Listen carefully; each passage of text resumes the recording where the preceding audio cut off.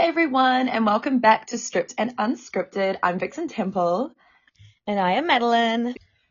So for today's episode, we are going to, I'm not sure what we're going to call it yet, but essentially we want to talk a bit more about whorephobia and allyship, sort of with the context in mind of I was saying to Madeleine, and she agrees that I think one of the best starting points when it comes to allyship for sex workers specifically is just being aware of what whorephobia is, understanding that we all have it in us because we've all been raised in a society. We've all been raised under this fucking patriarchal white supremacist society that has fostered whorephobia. So it's just understanding that we're all whorephobic. Even sex workers have internalized whorephobia, and being able to note when it pops up, recognizing it, say it what it is, call it what it is, and just unlearning it and confronting it within yourself. And then, the more you confront it within yourself and unlearn it within yourself, the more you notice it in others, the more you can help them on their journey. We are all in this waka together. We are all unlearning together. So we thought, it would just be a cool episode to talk about that. So I suppose I'll start just by defining what whorephobia is, and then I'm going to pass to Madeleine, and she's going to share some experiences of it being at the receiving end of whorephobia. So I'm going to quote one of my own articles from Trist here. I wrote an article about internalized whorephobia within the sex work industry. So to quote myself, quote, "The term whorephobia refers to the negative stereotypes, stigma, and marginalization sex workers face, which stems from a pervasive fear and hatred of sex workers. This fear and hatred frequently intersects with the fear and hatred of other marginalized groups. For example, trans sex workers face transphobia as well as whorephobia. Whorephobia is not something we are born with. It is programmed into us through a combination of media portrayals of sex workers and institutional racism, sexism, ableism, transphobia, and classism. It is passed on through generational beliefs surrounding sexuality as presented through Western, puritanical, and patriarchal ideologies," end quote. I'm going to link this article in the show notes so that people can read more, because if I may say so myself, it's very good. But I'm going to pass back to Madeleine. And let me know what experiences you can think of with whorephobia. Well, honestly, while you were saying all of that, I was thinking in my mind and trying to button down on one specific experience. But as a sex worker who is face out and first name out as well, and I'm out honestly in most spaces of my life, I think that me being out is a little bit of like a rebellion kind of thing, where I'm like, fuck this. And so I just tell everyone, which is honestly not necessarily a great thing to do. Wouldn't recommend. But I'm very privileged. And so I've been sort of lucky enough to be out in a lot of spaces. But my first one that comes to mind, which is probably one of the most impactful ways that I've experienced whorephobia in my life, is in the mental health system. So I have been in and out of the mental health system for quite a while in my 20s, probably since I was about 22. I've seen psychologists, psychiatrists trying to sort of figure out, and for a lack of better words, what's wrong with me. And because sex work is such a massive part of my life, I'm always upfront and honest about being a sex worker. And I have experienced some really, really crazy things from medical professionals having told them that. So I've been misdiagnosed with some pretty big, personality disorders before, which I have had to then go and seek a whole bunch of different, opinions, and I've had to seek getting things like that taken off of my medical records, because I had a therapist who very much, or a therapist might be not the right word, a psychologist who very much, I could see it in his face the moment that I told him I was a sex worker. The way that his demeanor sort of shifted, and the way in which he started to pry isn't the right word, but the way that he started to ask me questions around my symptoms with mental illness and things like this, that he was definitely going down a route that was not actually applicable to me as a person, but more what he saw my decision of being a sex worker to be indicative of, which at the time I was like 22, and so I really didn't know better, and was probably one of my first experiences in the mental health system, and so I just kind of like sat there and let it happen because I just didn't really have any idea what was going on. I didn't realize how deep and like institutionalized and systemic that whorephobia was, that it could affect me in that way, and since has cost me a fucked up amount of money to have things like that like scratched off my record because they are false. I've also experienced like plenty of whorephobia from like family members, even family members who are supportive of what I do, like in quotation marks, supportive, um, who obviously have big feelings toward me doing it, who will ask questions that are just dripping in whorephobia, which is always really hard to experience it from direct family members.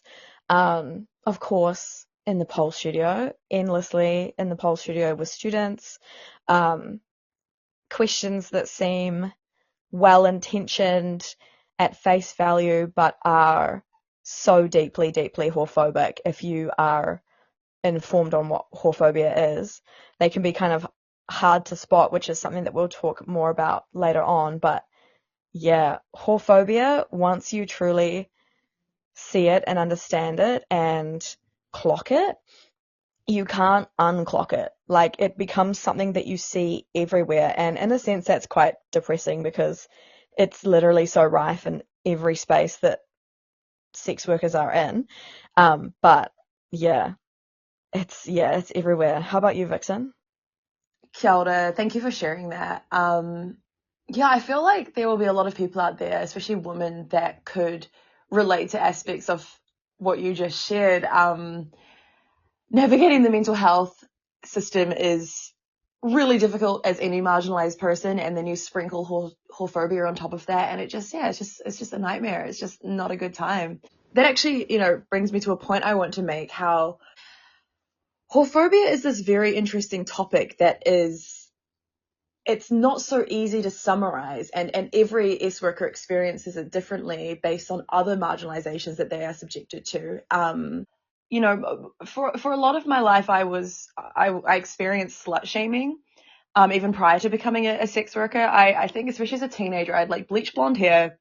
It's really bubbly and outgoing, and I don't know, for some reason people just took one look at me and was like, she's a slut. Like, the amount of people that I would meet and they'd be like, oh my gosh, when I first met you, I thought you were like a total slut, but like, you're actually really nice.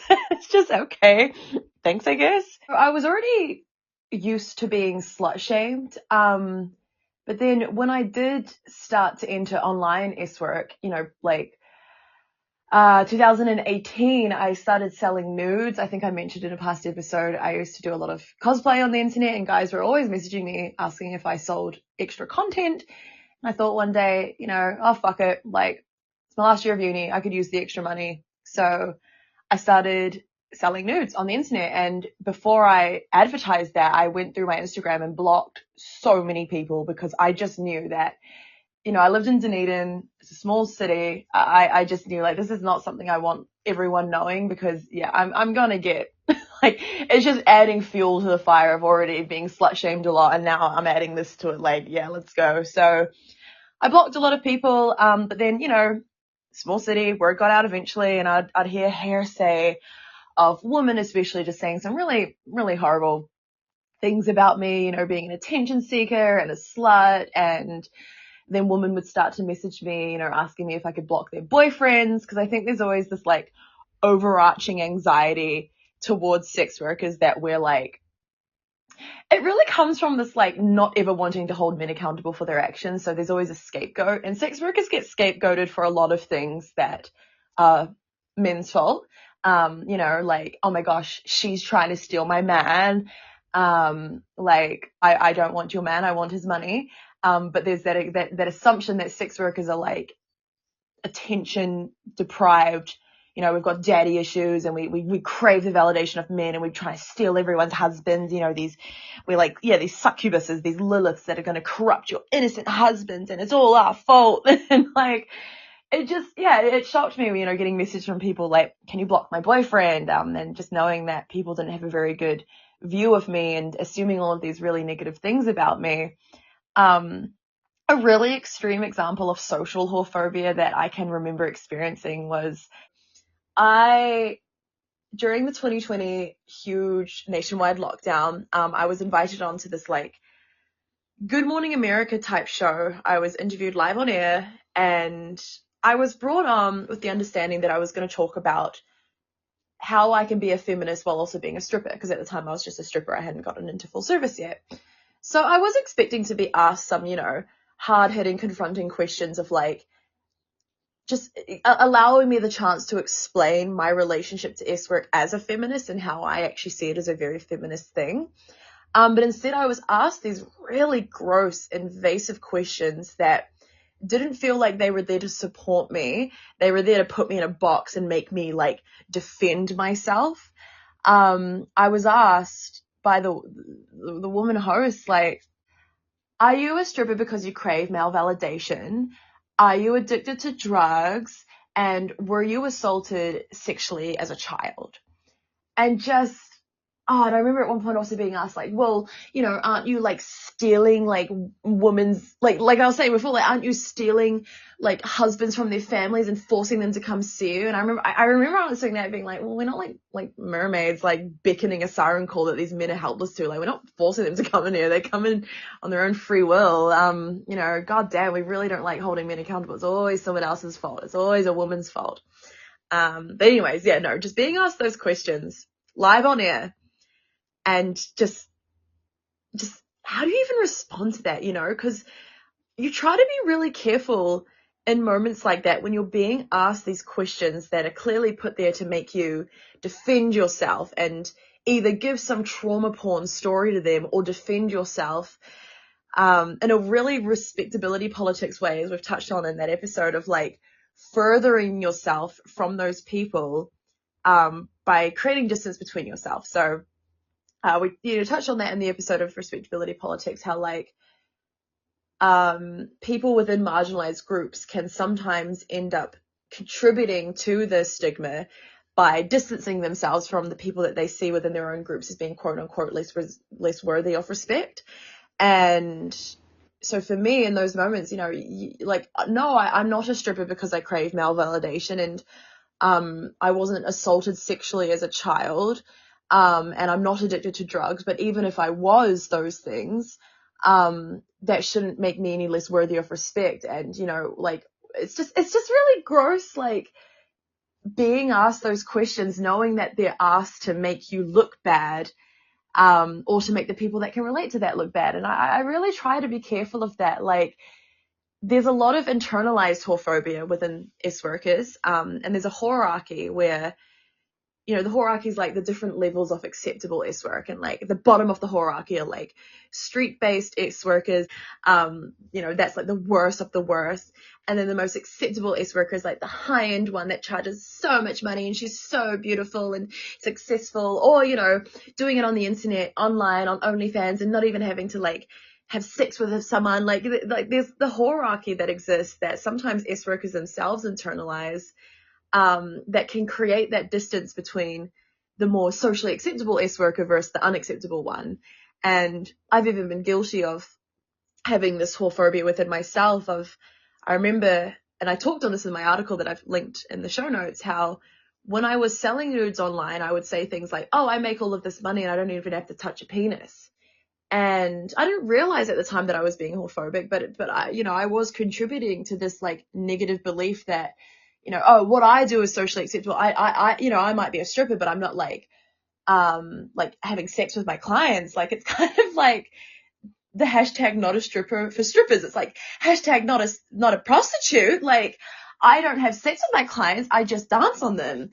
And, once I started doing full service and realizing, it's all sex work at the end of the day. Like, just because there's different degrees to it doesn't mean there's one more worthy of respect than the other. there's so many different ways that someone can experience whorephobia.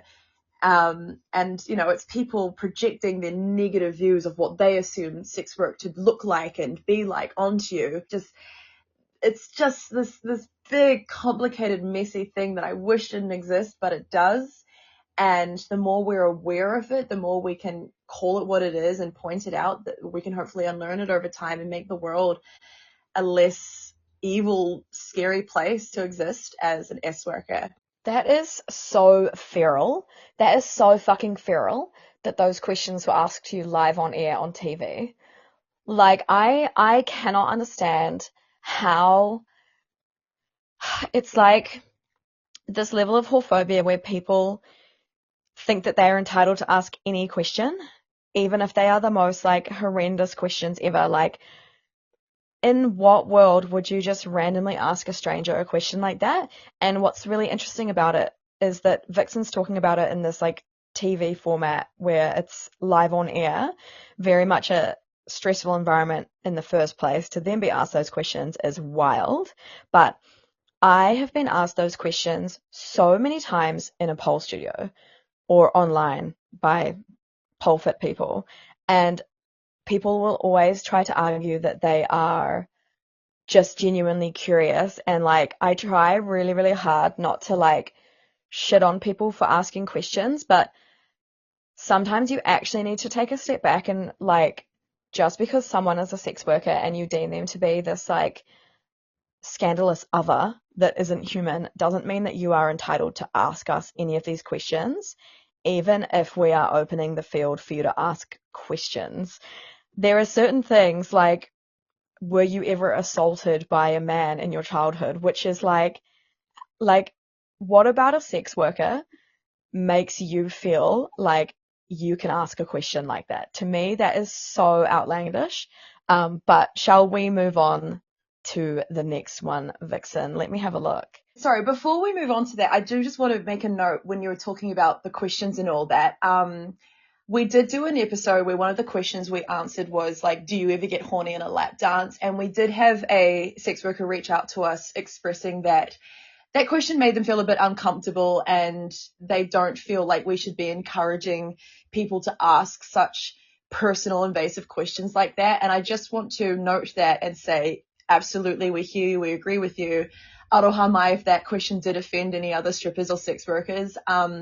I think Madeleine and I have opened up the show and have said, like, you know, ask us your questions. Nothing's off limits sort of thing. And so, yeah, we have provided the space for people to ask those questions, but I did just want to acknowledge that we don't want to encourage you asking all strippers and sex workers these really gross, invasive questions. And we are really both sorry if that question, answering it, did offend anyone else. And we don't want to put that implication out there that it's okay to ask people those sort of questions. So I just wanted to acknowledge that we are really sorry if that offended any other strippers hearing us answer that. Do you have anything to say to that, Madeleine, or shall we move on?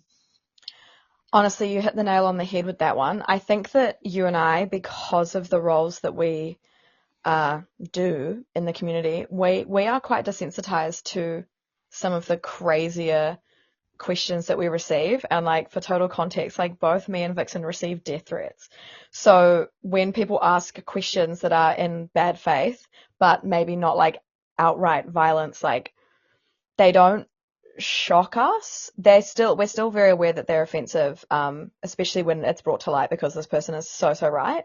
But we just don't get like as shocked anymore, which is no excuse. But like our answering of questions is just because we're so used to like having to answer questions, if that makes sense. And like, yeah, I don't want to speak for Vixen. Oh, well, actually, no, to be honest, like you and I are both in that very like educational space where we try to spread information. And so people do be asking the most fucked up questions you can imagine. And yeah, we just sort of like really try quite hard to answer everything, I guess, essentially, in a way that is like real and honest. And our intention is never to, yeah, make it seem like it's acceptable to ask those questions to anyone. Even like what I just said, it's not actually all good to ask some of these questions to us, because you actually just need to take a step back and go, oh, this isn't actually just like a genuine curiosity. This is kind of like fucked up and quite like obviously rude. But yeah, our intention is never to like make it seem like anyone can be asked these questions because that's not all good. Yeah, But yeah. no, I agree. So thank you to that person that reached out. We will be more considerate of that in the future when looking through questions like, is this just going to encourage people to be gross towards us? Because as Madeleine said, I mean, yeah, like I got asked, were you assaulted sexually as a child, and is that why you're a stripper now? We're so desensitized to it. So thank you to that person that reached out. We hear you, and yeah, we do apologize for the offense that might have caused. But yeah, we will move on to our next section now. Madeleine, take it away. Okay, so whorephobia in the studio. So I guess the reason we really wanted to talk about this one is because I think a lot of the times, being that pole studios are often labeled as extremely inclusive and, feminist and just welcoming to everyone and anyone, I think that we can often miss the covert misogyny and whorephobia that is very much woven into any space, really. And something that is a big part of our kaupapa is that we really want to encourage people to critically think about things so that maybe they can notice the more covert whorephobia that is rife, literally so rife in the studios, that maybe you would see and at face value think that it isn't necessarily problematic. And of course, that critical thinking only happens when you actually educate yourself and inform yourself on what whorephobia really is. And yeah, a lot of the time I think that because the pole studio is such a free space and women just feel so empowered and emboldened and like it's just like, and this isn't just women, this is like most people in the pole studio. It just feels like this like maybe utopia isn't the right word, but I think to a lot of people it feels like the space where you just can be yourself and free to be you and whatever that entails. And therefore it can kind of embolden people to sort of like get a little bit carried away with some of things that are very, very laced with whorephobia. And then when it's brought to light, when these people are told, like, hey, like, this thing is quite whorephobic or this is quite problematic, uh, a lot of other people will maybe not see that. And it's, yeah, like I said, it's really important that we actually try to dig into some of the stuff a little bit more so that we can understand the whorephobia and actually catch it out before it happens, especially within ourselves. Do you have anything to add to that, Vixen? No, I think you're going to have a lot more to say about this because you're so present in the pole fit world. I was in it for about, like 2.5 years, I think. And overall, I remember having a positive experience, but there were definitely, yeah, microaggressions that I noticed that were quite obvious to me, but I think to others it flies over their heads because, that's why we're making this episode. Like I said at the start, we have been raised in a culture that fosters these sort of beliefs and ideologies that we internalize them so much we might not even recognize and clock when we are doing them.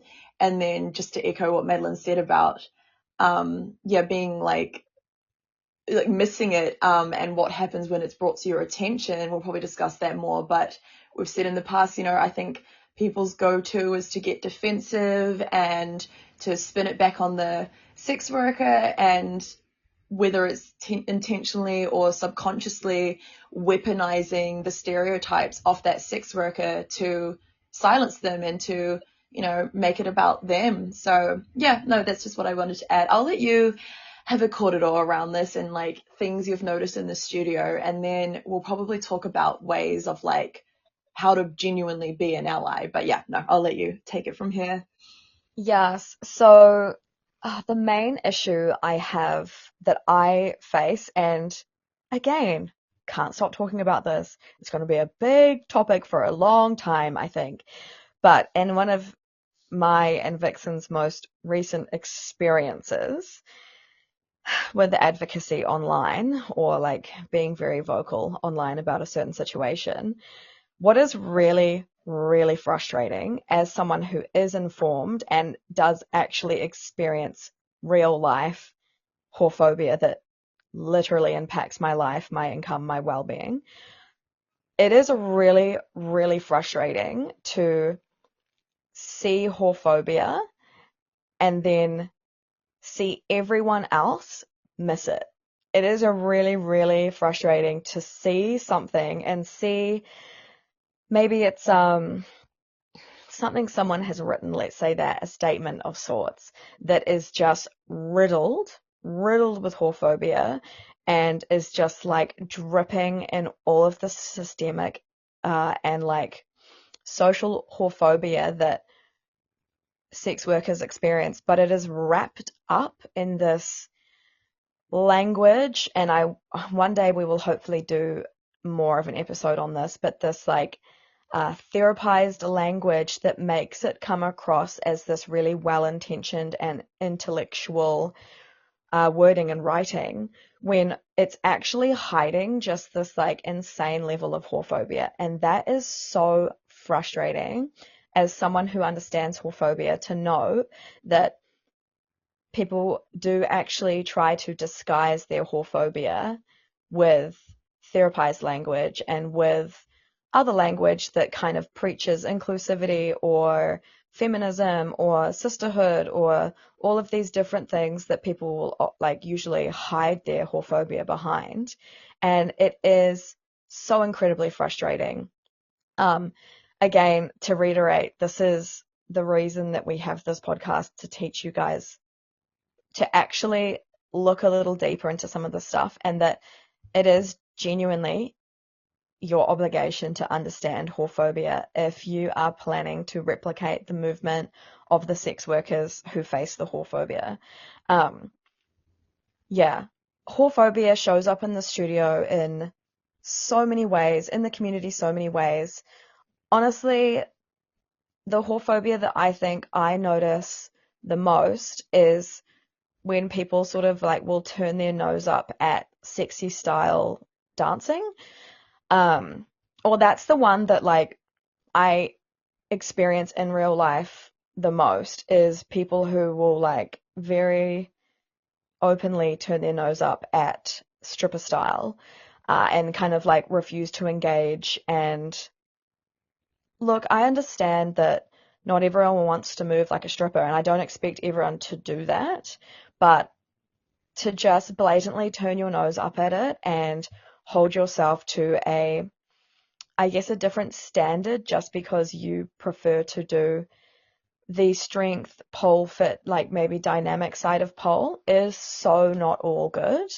And just because you put yourself in this box that does the dynamic strength pole fit version of pole does not remove you from the issue and from having to do the work to dismantle the whorephobia that the people who created that style, as well as stripper style, have to actually face.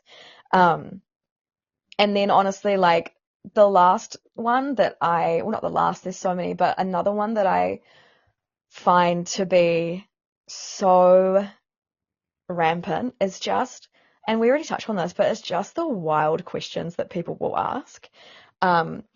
I tend to find this in beginner classes, which makes it really, really difficult to, what's the word, to sort of combat, because beginners really do know nothing. And so it is not necessarily anyone's fault that they are coming in there and asking questions like that, because they truly don't know better.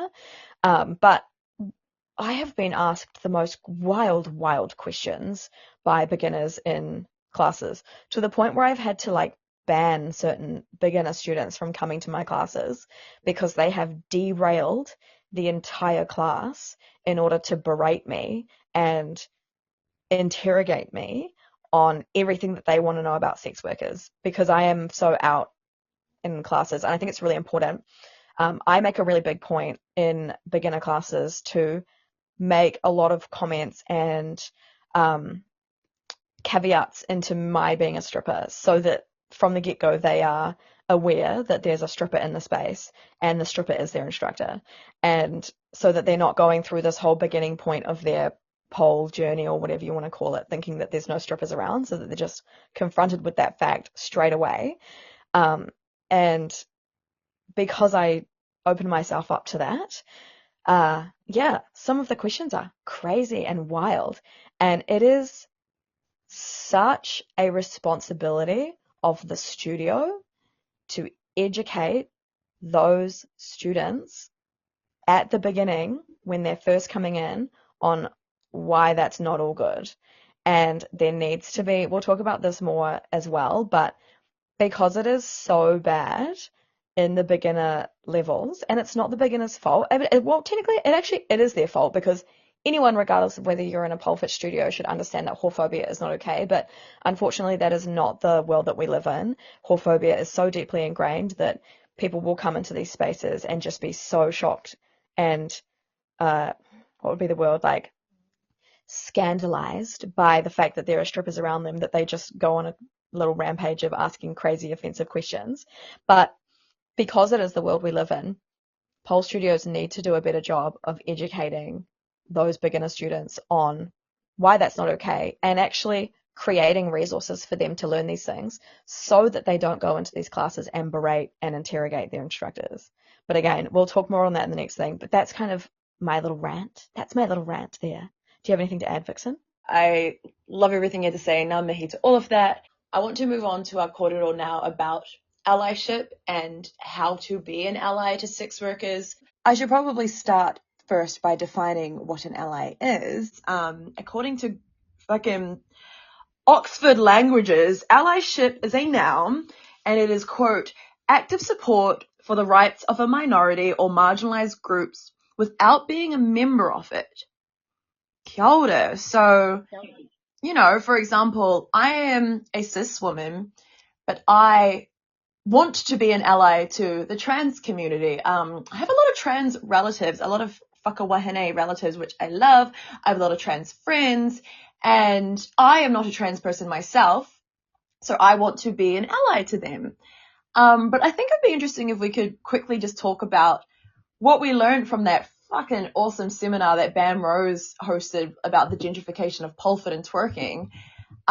This is like stuck out for me when she said, allyship is not something you choose to be. It's the community that you want to be an allyship with that decides who their allies are. So I thought, I'll start with that and pass it back to you, Madeleine, and just if you have any thoughts on that in regards to stripping allyship, in particular for pole fit studios. Yes, so I do have some thoughts. The first thing that I was thinking came to my brain when you were talking about how you want to be an ally to the trans community, and then you kind of followed up by echoing what Bam said about basically you being an ally is decided by the community, not by you. And what I sort of thought just then that was kind of interesting was that I don't think allyship is something, or an ally is something that you are. It is something that you need to constantly strive for, if that makes sense. I don't think there is like I am now officially an ally. I think that is just something that you are constantly working toward, and there is no end destination. Does that kind of make sense, Vixen? Oh, please. I was silently snapping my fingers here. I thought that was beautiful that you said it's not something you are, it's something you constantly do. It's not like you're filling out a membership form and when you tick all the boxes you get to become a member.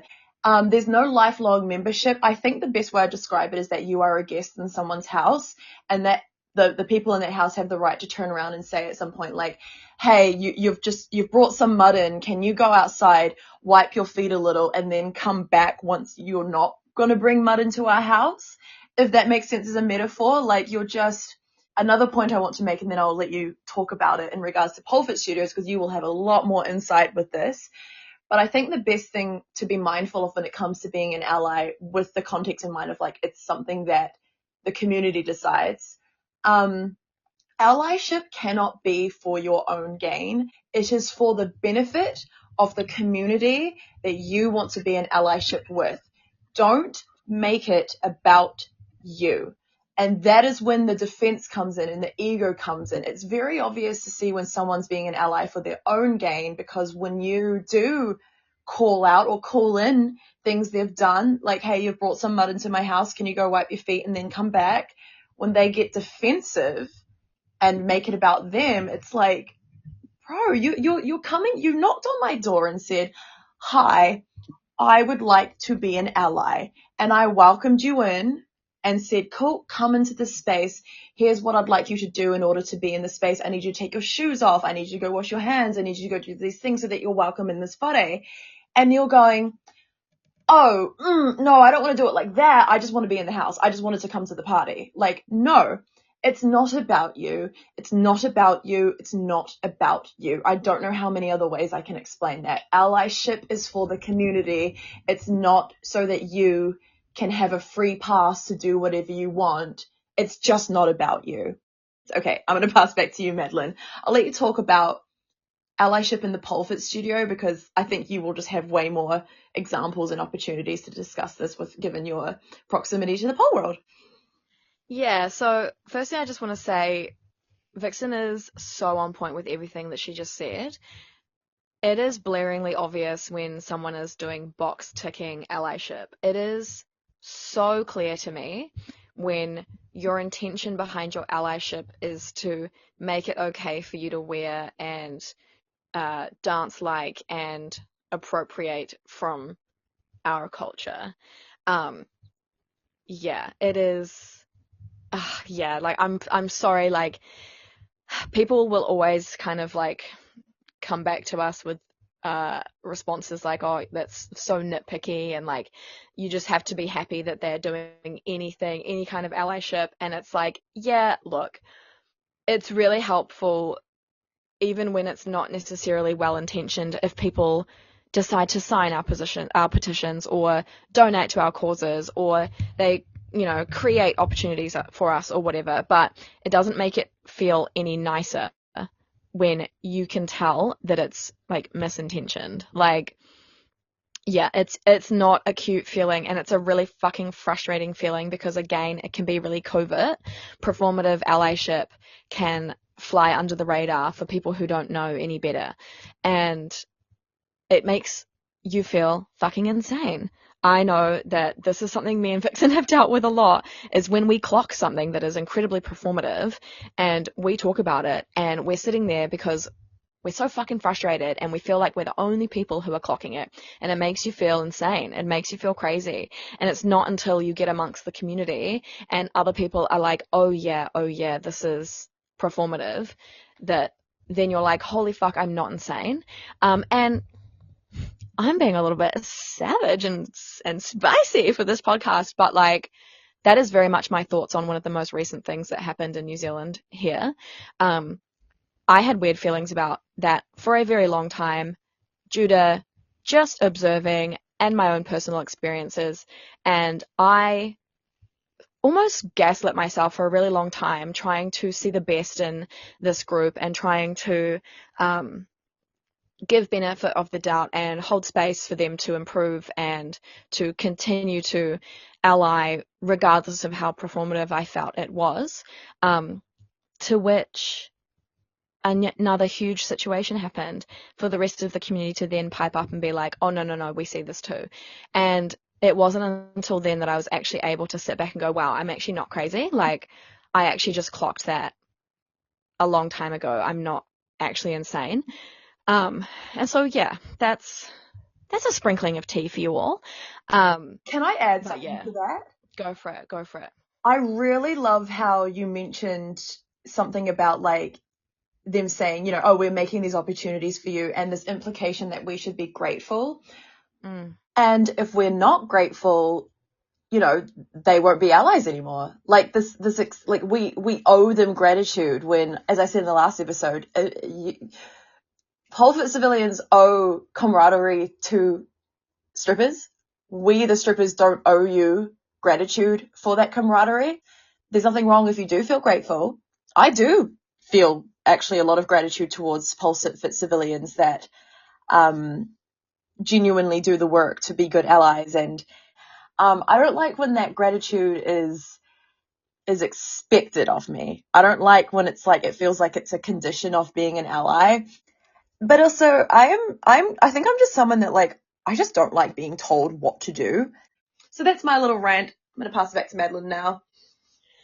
Oh man, like, oh, I just couldn't agree more with everything you said. And do you know what I say in my workshops to people? When I'm talking about performative allyship and whatnot, I think sometimes when we ask ourselves, are we being performative, or is this allyship coming from a place of genuinely wanting better for this group of people? I think sometimes maybe we don't dig deep enough. And I think that whorephobia, misogyny, homophobia, xenophobia, all of the fucking phobias can be so deeply rooted in your heart that it can be really hard to, like, literally root it out. And I think that it's important to actually, and I fucking hate this phrase, but sit with it for a little bit and dig deeper than you think you need to, and be super fucking honest with yourself, because the desire to ally for reasons for yourself to uplift or platform yourself, those intentions or motives might be sitting a little lower than you think they are. So I just encourage people to actually dig a wee bit more to find out if that is maybe what you're doing, instead of just immediately being like, no, no, no, I'm doing it for the right reasons. Because those of us who understand allyship can see it. And yeah, like, it is so incredibly frustrating to, yeah. Do you know what it kind of reminds me of? This one episode of Friends where I think Phoebe and Joe are talking about, like, is there such thing as a selfless deed? And like, they're talking about how even when you do a good deed for others, at the end of the day, it makes you feel good, and like, it can never be completely selfless, even if it means, like, I don't know, I think like Phoebe or Joey, like, give their wallet to someone and they're like, no, I don't have money, but I still feel good. I don't know, something like that. And the reason I bring that up is I want to say, like, I just want to make it very clear. It's okay if in being an ally, it makes you feel good. But I think the question to ask is, like, am I only doing this so that I feel good? And if it didn't make me feel good, would I stop doing it? But also when it comes to the, like, performative side of it, a good question to ask is, like, would I only do this if I'm going to be seen as good? Like, if doing this will make me look good. Like, if that's when it's performative, like, would I still do this allyship act if no one was watching it, if I wasn't being perceived as a good person for doing it? That's when it's performative, when it's about how others look at you, as opposed to, like, uplifting and benefiting the community you want to be in allyship with. So, you're not a bad person if being an ally makes you feel good about yourself. But if the only reason you're doing it is because you're wanting love and admiration from that community, and if they don't give it to you, you start to go, wow, what the fuck? Like, I've done all this for you and you won't even acknowledge it. Like, that's when it feels performative, because you're doing it to perform. You're doing it to bring attention to yourself. Anyways, that was a little side tangent. Where were we even going with all of this? I think where we were going with this was to talk about some ways to uh, be an ally in a pole studio. And so I guess I'll take it away with a bunch of different ways to do that. So this is a question that I get so often, and I feel like I answer it every 5 minutes. And so sometimes I do genuinely just ignore this question because, like, I feel like I need a copy and paste answer. But For the sake of the potty and the sake of you hearing me say it with my voice, I'm going to list a couple of things that you can do. And then I also really want to talk about what pole studios specifically can do to ally. So, as a student in a pole studio, the number one thing that you can do to ally with strippers is to come to our classes. That is not to say that you need to go around the studio demanding to know who is a stripper and who is not. Those of them who are out in your community will become obvious to you at some point. And once you're aware of that, supporting their classes and taking lessons with them and booking them for privates and things like that is going to make such a huge difference. The way that the pole studio works is that classes that are more popular and that are fully booked more often are the ones that are going to stick around. I know many pole studios have rotating timetables, and so classes that maybe don't perform as well are often removed. So if you want to keep strippers in literal business in a safe space that is, arguably safe, arguably whether it actually is safe or not, but outside of the strip club, teaching dance, go to their classes, book them for privates. Yeah, number one way that you can do it. Make sure that you are also looking out and listening for potentially harmful and whorephobic conversations going on within the studio. I know it's really, really hard to confront people when they say things like that, but it is really easy just to gently shift a conversation in a direction that actually honors and respects strippers and doesn't actually hold space for people to disrespect us. Again, I know people are really conflict averse, which we have spoken about in the past, but it is really, really easy if you hear someone, I guess in a sense talking shit on strippers, to just gently correct them or gently change the topic of conversation into a direction that actually supports and honors and respects strippers. Another way that you can ally with us as a student is to just share the shit out of our content, engage with our content online. We are so shadow banned. Me specifically right now, I am so deep in the trenches of a shadow ban. It is wild. My content is currently getting about a quarter of the engagement that it usually gets. And so that's just an example. I'm not begging you all to go and share my stuff, but sex workers do really struggle with the shadow ban in a real way, not in a like I do pole for fun on Instagram way, in like a we sell our services via our Instagrams, and so when we are shadow banned, that is massive, massive issue for us and our income. So engage, like, comment, share, whatever it is, save it to your saved file. Anything that you do helps us.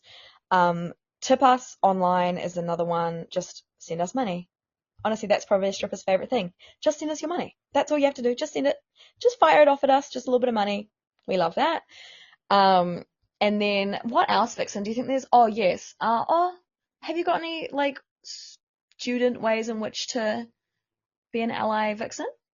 Yeah, I think just for me at least, I have different expectations of allyship in terms of like pole fit students versus instructors or pole studio owners that are gaining financially through pole from doing pole. But for students, like students of pole, I think the simplest thing that one could do is to just understand to your core that this fitness, this hobby, this whatever the reasons that you've chosen to do pole, this thing that you love so much, it comes from strippers, and it's how some people support themselves and pay their bills. And it would be really great if, when you see any anti-sex work or stripping rhetoric, to just be like, ew, that's like, no, that's not cool. Turning this love that you have for pole into love for strippers. And yeah, just I think really knowing about whorephobia and unlearning it within yourself so that you can notice it in others and help them to unlearn it too. I will, as I said, I will link the article I wrote about whorephobia in the show notes, because I go into a little bit more details than we've able to on the show about like why whorephobia exists and where it comes from in terms of like history. So yeah, check that out. It's in the show notes. But yeah, you know, like for a student of pole, I think it's just yeah, having respect for the people that founded your hobby and appreciating us because of it. And yeah, just you know, don't be whorephobic. It's really gross and it's not very girly pop. So I guess now I'll talk about a bit more studios as kind of like businesses can do. I also just want to quickly acknowledge I'm nervous to say this because I work in pole studios. And I know that businesses are businesses and that pole studios are not often the most profitable, which I do find confusing because they are expensive to be in. But let me share more. So I know of a few studios who already do this, and I fucking commend them so much. I'm not going to mention them, but I have seen this work in Aotearoa and overseas, so I know this can happen. I think that, like I said earlier, this sounds like the wrong thing to say, but early intervention, and by that I mean educating the beginners from the get-go. Now, I understand that that is not necessarily the most business-friendly thing to do because when you have someone coming in the door wanting to learn pole fitness and you immediately start talking to them about strippers, that can put some people off. That is the most frustrating sentiment ever because this space was created by strippers and is inherently tied to sex work. And it is not okay that bringing that up to people in the get-go would put them off, but I am aware that that is often the reality. And I think that it just needs to be something that is talked about and is on the walls and is on the Instagrams and is in places that the students can take it in from the get-go. It doesn't need to be something that you shove down their throats in the consult. Like, it just needs to be something that they can take in an accessible way that is normalized within the studio, that all of the students have seen it, they've all understood it. It's, you know, like one of the studios I work at, God bless this fucking studio, there is content on the walls of the waiting room about sex work, about how to ally, about how to respect sex workers and strippers in the space, and of course, also the history of pole and sex work and XYZ. And that is fucking awesome. I fucking love that. It's also just like heavily talked about within the studio. Most of the people there care a lot about this cause. And so it's just a very normal topic of conversation that goes on at the studio. And I think that that is so incredibly important. Another thing that I think that pole studios could do, which would be a really, really awesome way for them to give back, would be to hold stripper or sex worker open hours. So this would be maybe an hour or 2 hours once a week where strippers can come in and train for free, but there is no one there other than the strippers. So no one there before, no one there after, just to make sure that the strippers are able to come and train with complete anonymity, and it is free, and it is legitimately a safe space. And by this, I don't mean the class finishes at 10 and the next stripper hour is at 10. No, there needs to be like a lot of space between so that there is genuinely no one that can know that they were there other than a trusted staff member who is just overseeing, supervising this training session. I think that that should be a regular thing in all pole studios. I've seen it happen. I've seen it work. And so I want to see it happen more. Another thing I think that is so important would be a sex worker discount within pole studios for memberships. Like Vixen has talked about in the past, a lot of pole fitness studio memberships are so inaccessible. there's a lot of misconception that sex workers make stupid, crazy amounts of money, and there is the potential for that. Absolutely, there is no ceiling to the amount of money you can make as a sex worker. But there's also a lot of times when you come home with $1, and that has happened to me many, many times. I have come home with under $100 in the bank every fucking couple of weeks. Like it's not a I'm making millions and thousands of dollars every night. There is often times in the club and other forms of sex work where you are going through a lull and your finances, what am I saying? Your finances, your income is not regular. And so to assume that all sex workers can afford a luxury boutique fitness membership is crazy. That's not the case. And so a discount for sex workers, I think, is the least that a pole studio can do to give back and to make the lives of sex workers who are already so incredibly downtrodden a little bit easier. And will also just encourage more sex workers to be in these spaces and to feel safer in these spaces because they know that they are valued and seen and understood and heard enough to the point where the studio acknowledges that a discount is the least that they can do. I think that would be fucking incredible. And I also, last point, I think that a lot of studios need to remember that when they are searching for input from sex workers, they are searching for ways in which to be more sex worker friendly or, ally themselves better or, change aspects of the business to better fit sex workers. They need to remember that the sex workers that they should be consulting are the ones that are in the room with them. I'm really, really sick of seeing random people from other countries, especially in Aotearoa, where we have an incredibly small industry. And honestly, making a career in the pole fit industry is not one that is very financially beneficial.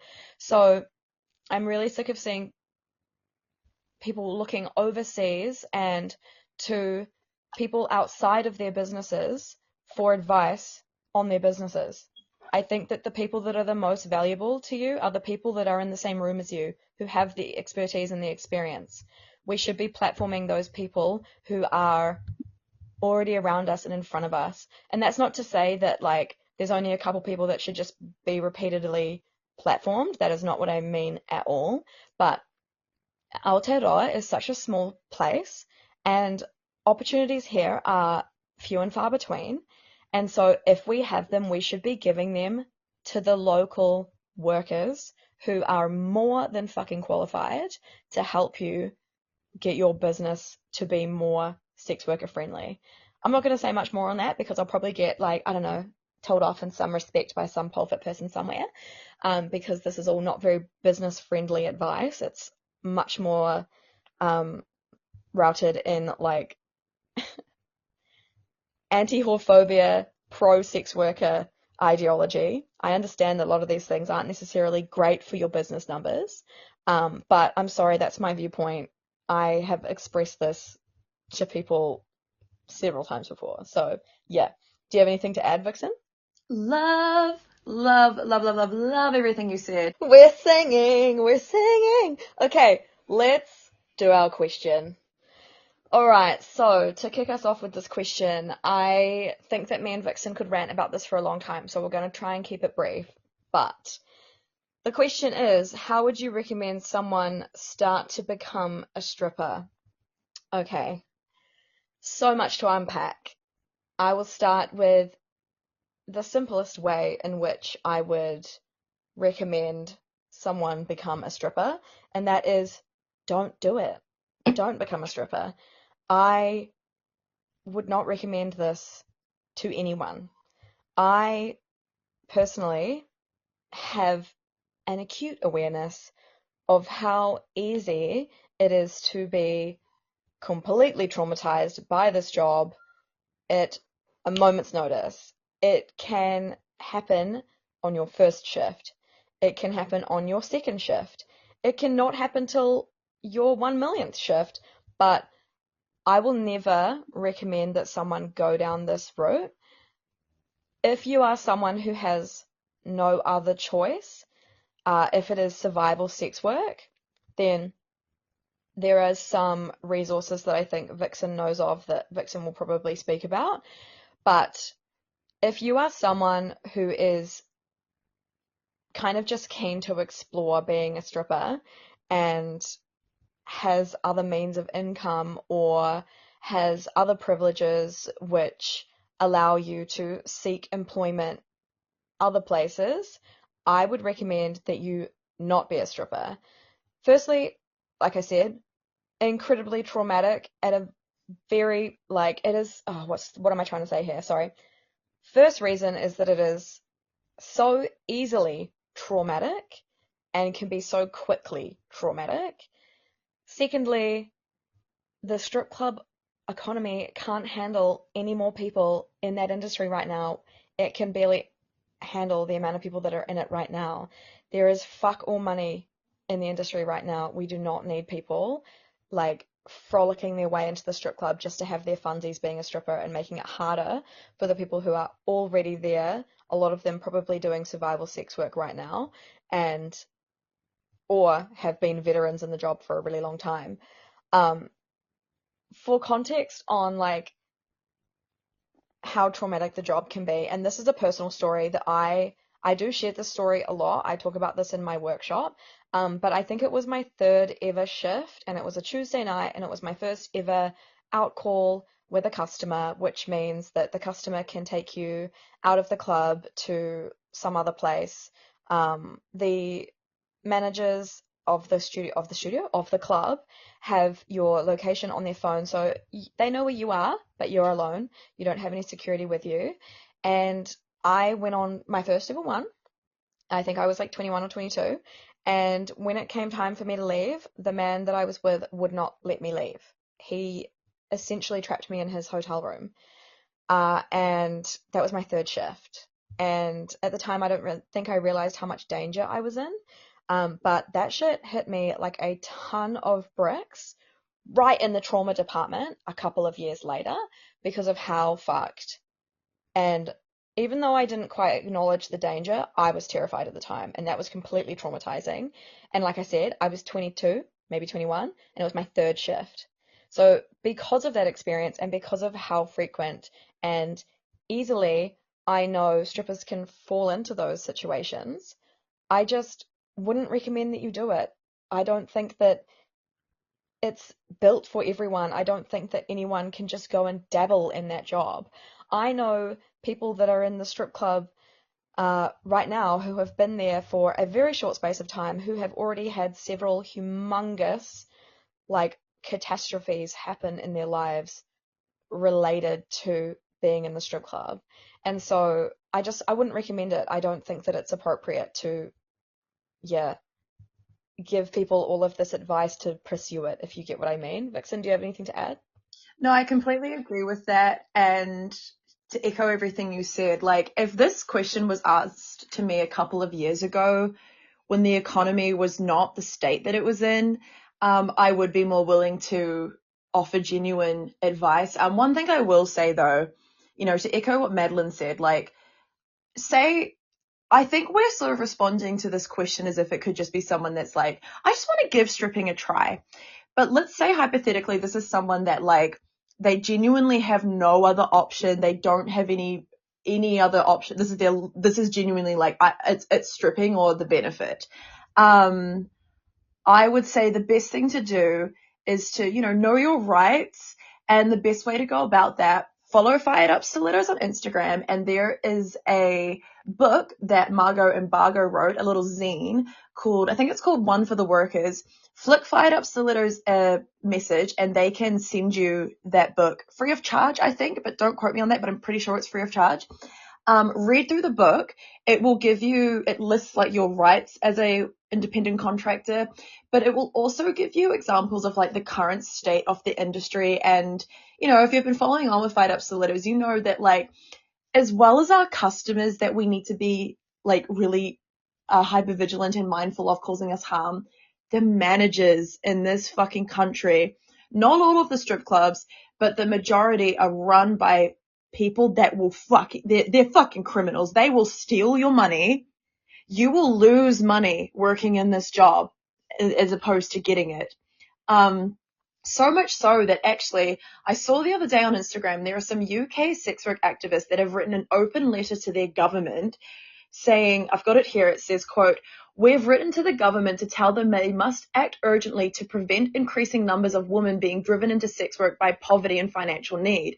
This is a global economic crisis right now that, as Madeleine touched on, there's not really any money in the industry because it is so oversaturated. Because in the last few years, I've had a lot of people in my personal life and acquaintances reach out to me saying like, "Oh, the economy's so bad. I'm struggling for money. Like, I want to get into sex work. What would you recommend?" And I've said to them, I wouldn't. Like, keep your day job if you can. Otherwise, go on the benefit. Like, there is really not a lot of money in the industry at the moment.